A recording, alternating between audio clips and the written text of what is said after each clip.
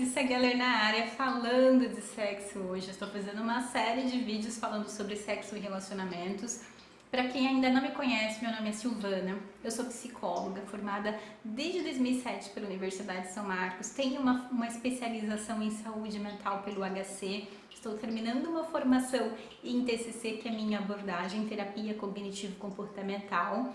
E esse tema sempre aparece no consultório, sempre tem dúvidas. E eu comecei a estudar, eu comecei a entender um pouco melhor, até para falar, né, de sexo é interessante e é uma coisa que faz totalmente diferença na nossa vida. Quando no sexo não tá legal, as outras coisas também parece que não caminham muito bem. E eu quero falar sobre as dificuldades que tanto homens e mulheres podem ter, e aí isso pode também atrapalhar o sexo, a relação e tudo mais. Quando existe falta de desejo, né? Às vezes cai na rotina, às vezes é sempre igual, na mesma hora, no mesmo dia, acaba perdendo, né, a graça. Então a gente precisa sempre se reinventar em todos os sentidos, porque quando cai na rotina fica meio que sem sentido, sem vontade, não vai realmente ter vontade. É mais ou menos como se todos os dias você comesse no café da manhã a mesma coisa, no almoço a mesma coisa e no jantar a mesma coisa. Chega uma hora que você já não tem mais vontade de comer aquilo, já perdeu a vontade.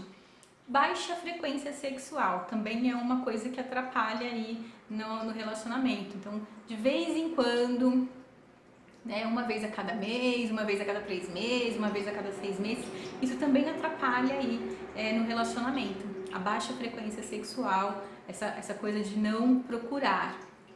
O que atrapalha também é quando as mulheres, muitas vezes, elas não chegam lá e elas fingem e os homens não percebem, né? Por que será que elas fingem? Será que elas estão gostando 100%? Será que está sendo prazeroso para elas também? Será que o outro está percebendo que ainda não rolou, ela ainda não sentiu nenhum prazer, nenhum tesão? Então, o quanto que o parceiro está percebendo isso? Porque é uma das coisas que atrapalha aí no sexo, no relacionamento. É aquela coisa da monotonia, né? Tudo igual, dias, horários, mesma posição, mesmo lugar. Então, gente, vamos reinventar, vamos fazer diferente, vamos usar a criatividade, né? Somos seres que somos bem criativos, as pessoas estão o tempo todo inventando coisas novas. Então, vamos mudar, vamos fazer diferente aí. Não se sentir desejado ou desejada. Então, se o outro não demonstra, se o outro não faz você se sentir desejado, isso também é uma coisa que atrapalha na relação do casal, tanto no relacionamento como no sexo. É importante que você tenha esse desejo que você mostra para o outro e o outro também para com você. É extremamente importante, tá? Não ter sintonia ou afinidade. Então, às vezes vocês têm um relacionamento muito legal, são super parceiros, têm uma ótima conversa, ambos têm assuntos interessantes para falar, tá sempre um ajudando o outro, mas chega lá na hora do vamos ver na cama, não tem sintonia. E aí? Como é que fica, né? Ou às vezes é o contrário, não tem nenhuma sintonia conversando como parceiro, como homem e mulher, mas chega na cama tem sintonia pra caramba. Então a gente precisa aí ponderar, não dá nem pra ser mais de um nem menos do outro, precisa aí ter o meio termo, ter um equilíbrio, né? Eu sempre vou falar dessa coisa do equilíbrio, porque é extremamente importante em tudo na nossa vida ter o equilíbrio, nem mais pra lá, nem mais pra cá, no meio termo.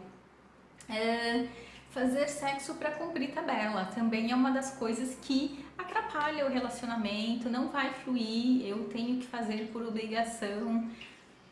Fica difícil, né? Como é que eu vou permitir conhecer o meu corpo, deixar que o outro me toque, ser, né, tocada, se é só para cumprir tabela? Também não funciona muito. Então é uma das coisas que atrapalham aí na relação sexual, no casamento, no relacionamento, enfim, na relação a dois. Álcools e drogas. O que acontece quando o parceiro ou a parceira eles usam aí álcools e drogas? Isso também interfere como é que você sente, como é que você percebe. Você não tá ali 100% consciente. Então, muitas vezes, o parceiro, vamos imaginar aqui um parceiro que está bêbado, provavelmente ele não vai ter a mesma percepção, inclusive ele pode ser até mais agressivo, né? Então isso também atrapalha no relacionamento aí o uso de álcool e drogas e próximo ou na hora do sexo aí não é legal. Isso atrapalha como é que a gente se percebe, como é que a gente percebe o mundo, dependendo aí da quantidade, inclusive, que a pessoa consumiu. É bem interessante pensar nisso. Será que vale a pena, neste momento, ter uma relação com outro? Pensa sobre isso. Estresse, né? As pessoas muito estressadas, elas às vezes vão ter uma dificuldade para relaxar, para colocar a cabeça ali no lugar, porque não adianta eu estar aqui e estar pensando lá na morte da bezerra, nas contas que eu tenho que ir para pagar, na reunião que eu tenho que fazer, na palestra que eu vou dar. Então, a pessoa muito estressada, também o estresse vai interferir na percepção e nesse relaxamento de se entregar para esse momento, tá? Muitas vezes, outro fator que atrapalha também é a mulher ela ter falta de lubrificação e o parceiro não perceber. Então isso também precisa ser verificado no médico, né? Questões psicológicas também para ver se está tudo ok e entender aí esse funcionamento. Então isso também pode atrapalhar. Às vezes a parceira não fala sobre isso, mas ela também precisa dizer. Então, se você tem questões aí de lubrificação, você precisa dizer para sua médica ou para o seu médico, precisa dizer para o seu parceiro, porque ele não vai adivinhar. Lembra que as pessoas ainda não têm esse poder de ler pensamento, bola de cristal e tudo mais, então a gente precisa conversar sim.